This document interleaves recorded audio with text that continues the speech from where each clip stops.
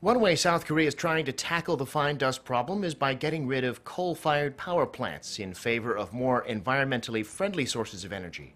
In a long-term plan announced today, the Energy Ministry said it'll do that in part by making coal more expensive.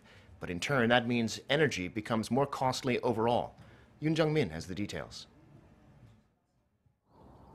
The Ministry of Trade, Industry and Energy plans to reduce the use of coal and increase renewable energy to tackle the severe fine dust pollution in the country. The government's long-term energy supply plan will run from this year until 2033.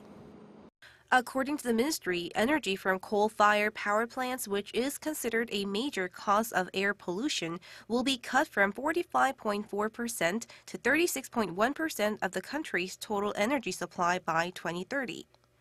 Liquefied natural gas and renewable energy are likely to replace it, as the government plans to increase their proportions to nearly 20%. Meanwhile, nuclear energy will be reduced following the government's policy to move away from nuclear power. The ministry plans to raise the costs of coal-based energy by including emissions trading and environmental costs, which had been excluded from its price to reduce the use of coal. Currently, power is supplied based on fuel costs to seek economic efficiency.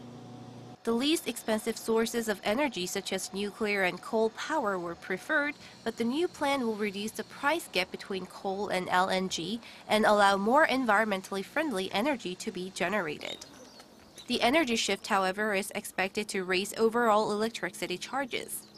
The ministry plans to close coal-fired power plants that have been operating for longer than 30 years and replace some of them with eco-friendly fuels such as LNG or wood pellets. Yoon Jung-min, Arirang News.